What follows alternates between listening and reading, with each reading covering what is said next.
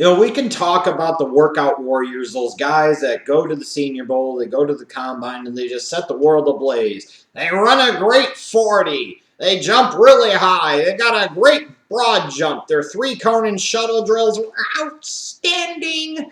And they looked so good in their underpants. I swear to God, sometimes I think the NFL scouting community is like the world's biggest gay bar. It's like they're trying to pick up men all the time. I mean, I'm serious. All this talk about how these guys look at their weigh-in in their underpants and how they're carrying their weight. Holy hell almighty Christ. But you got all that focus on that. But then you get to the flip side of this, and you look at production at the college level and whether or not it translates to the NFL level. And some guys sometimes are very productive college players, and they go on to be very, very productive, even more productive sometimes NFL players. But sometimes that production can be misleading on multiple aspects. One, that production could be misleading in the sense that a guy wasn't very productive at the college level at all, but that could have been because of a limited amount of opportunities. That could have been because of the responsibilities that they had within their defense that they played at the college level. And they end up going on because of physical tools and skills to be better college or NFL players and more productive NFL players than they were in college. But then you have those other guys that could be really productive college players, and it doesn't always translate to the NFL. Maybe they were able to get away with certain bad habits or lack of certain physical traits or characteristics at the college level that they can't in the NFL. Maybe they played in a system and a scheme that was suited to their strengths and therefore got the most out of the production, put them in a position to pad their stats, and as a result, you get to the NFL level, there's a bit of a depression there in terms of their overall production. And one of these guys I've had trouble trying to figure out whether or not his college production is really going to carry over to the NFL or not is Emmanuel Ogbah. He's 6'4", 270 pounds, junior out of Oklahoma State, one of the nation's leading pass rushers in 2015, among the nation's leaders in sacks. You look at those numbers, and you look at them physically, and you say, my God, this is a guy that could be a consistent Pro Bowler at the NFL level. This is a guy that could be a double-digit sack threat year in and year out. I don't know if that's the case. I don't know if that's not the case, but I'm not sure that's the case here.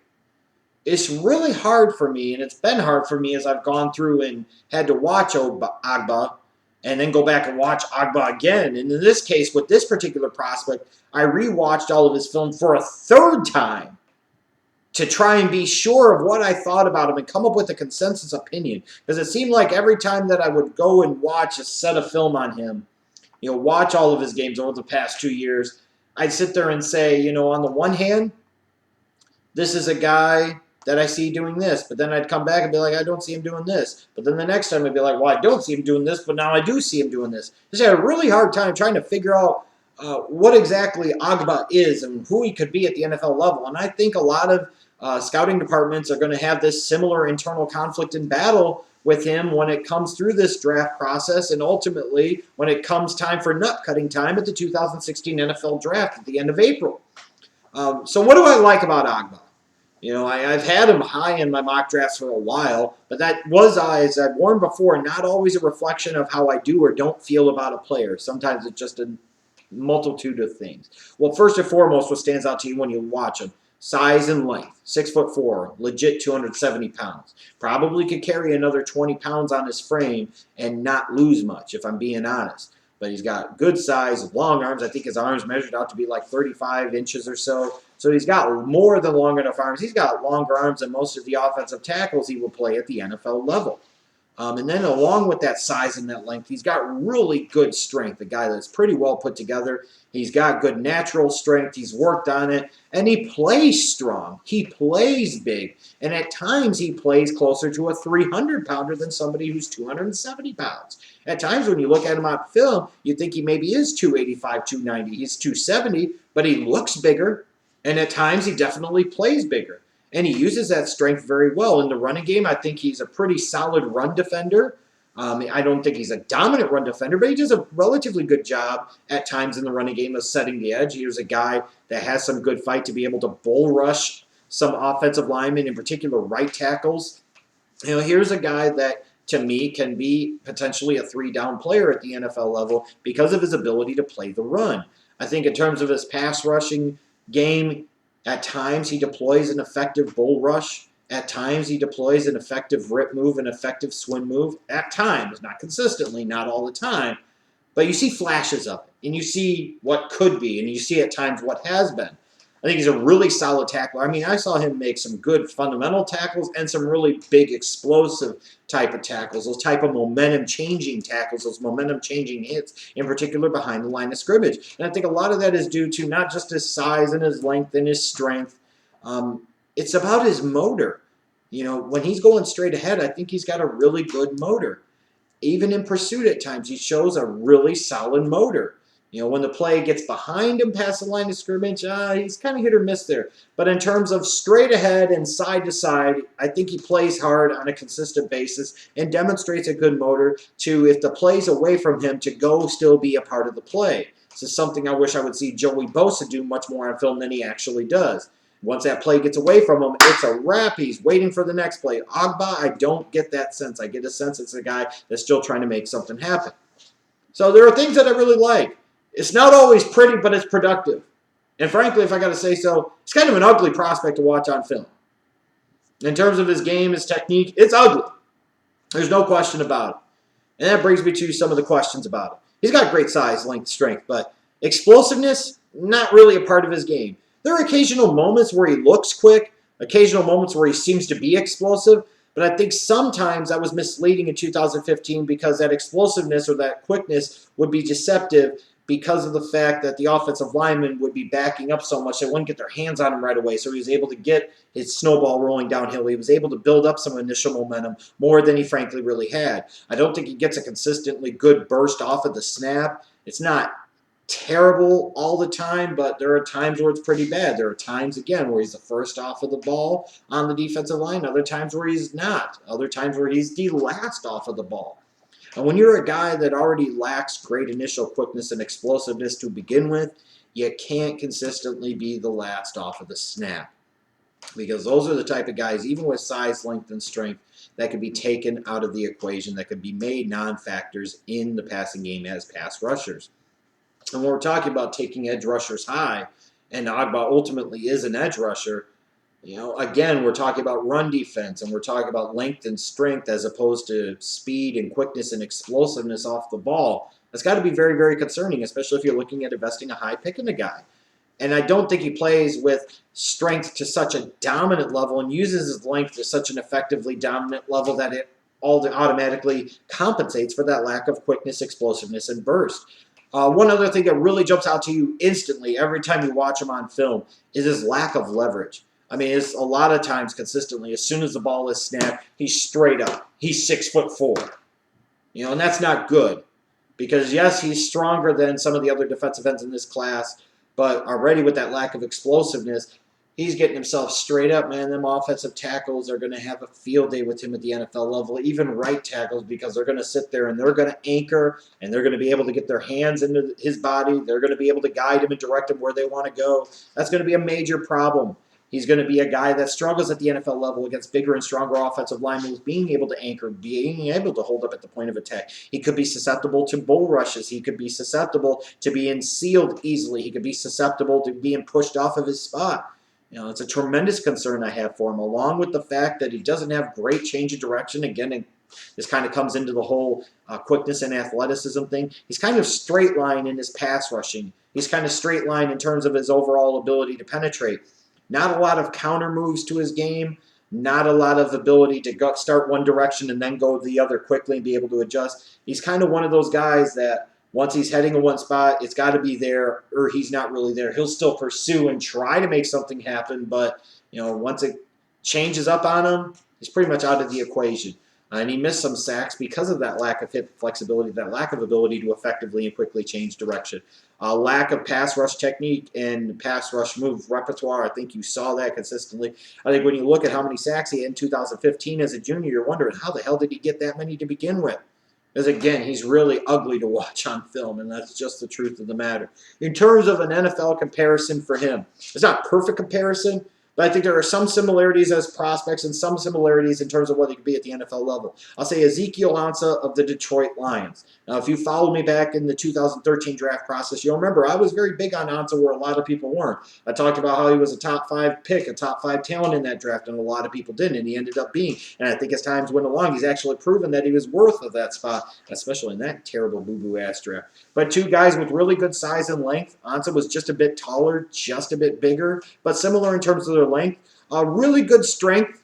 Really good strength. I think Ogbah is stronger than Ansah was, but two really big natural strength type of guys. And guys that at times could use that strength well. Not always pretty. It wasn't always pretty for Ansah his last year at BYU, that's for sure, because he was so raw and so new to the game of football. And similar with Ogbah. It's not always pretty. He was productive, and he found a way to be involved in games, and he found a way to get the job done. But, man, he was never going to win any style points. He's not a guy that's going to win with a bunch of finesse. He's not a guy that's going to wow you with pretty moves. Kind of that grinded-out type of dude that finds a way to get it done. Again, part of that comes to a lack of technique and being very, very raw. And Ogbah is almost as raw as Ansah was coming out of BYU. The problem was Ansah was much more explosive than Ogbah with Ogbah coming out of Oklahoma State. Ansah had more natural burst, quickness, explosiveness, and overall athleticism than Ogbah does. So Ansah could compensate for some of these lacks in technique and deficiencies in terms of polish to their game and rawness more than an Ogbah can, because he's a little bit easier to contain because, like I said, he's more of a size, length, strength guy than he is really a quickness, speed, explosiveness, burst type of dude. And I think ultimately this comes back to Ansah in 2013 in terms of the scouting community, both within the league and outside of the league looking in. You either really like Ogbah on film, just like you really liked Ansah on film, or you really don't like Ogbah on film, just like you didn't like Ansah on film. And ultimately, certain segments of people are going to be spot on right, and certain people are going to be dead ass wrong. Like I was dead ass wrong about Von Miller in that 2011 draft, and a lot of people were right. On the flip side, I was dead ass right about Ansah in 2013, and a lot of people were dead ass wrong. And I think that's what it's going to be about Ogbah. He's going to be a very polarizing prospect in terms of the NFL draft experts and within the scouting community as well. NFL front offices. You know, they're either really going to like him or they really don't. You know, the overall thing is, though, is that this 2015 production really got people's attention. And he picked up some momentum as a prospect throughout the course of the year, especially when people started seeing the game in and game out. He was getting to the quarterback. Game in, game out, it seemed like he had a sack. You know, you talk about one of the nation's leaders in sacks in 2015. That's going to get people's attention. And they're going to sit there and get it interested. You know, he does have 3-down potential. He wins with size, length, and strength. And if he improves his technique and gets better at his technique, which he definitely needs to do, he can win with that size, length, and strength even more and better compensate for that lack of short area burst, quickness, and explosiveness better than he does right now. Personally, I think he could play either as an end in a 4-3 or in a 3-4. Actually, he might be best suited long-term to play end in a 3-4 because a lack of explosiveness and initial burst isn't going to be as important there as it would be in a 4-3. The responsibilities are different in a 3-4, and you talk about 6'4", 270 pounds.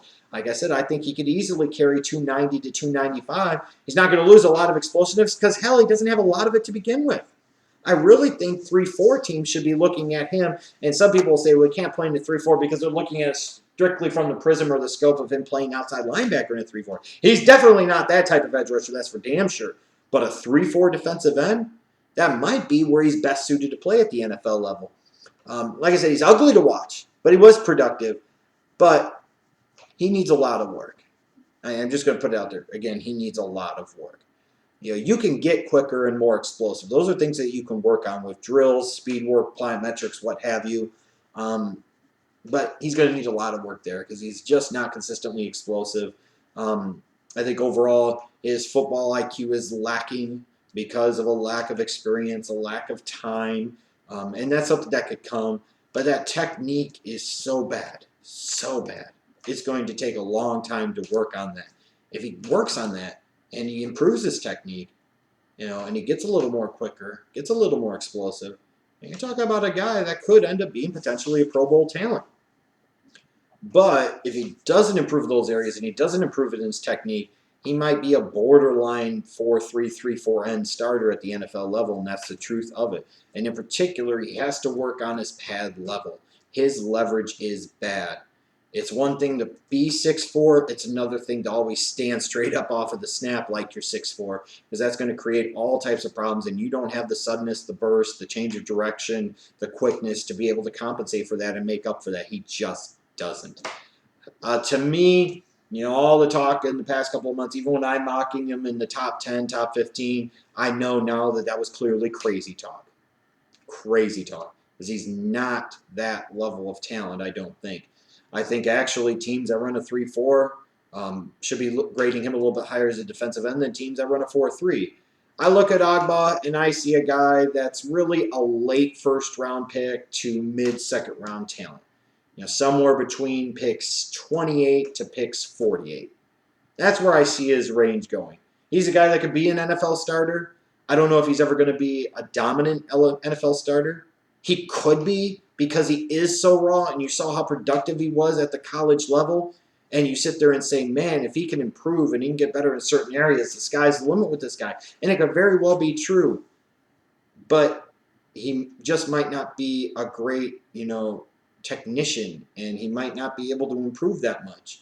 There's a lot of boom-bust potential with this guy. In 5 years, he could be one of the 10 best players out of this draft. In 5 years, he could be a backup third-string defensive end or out of the damn league. That's how wide the range of possibilities is for this guy.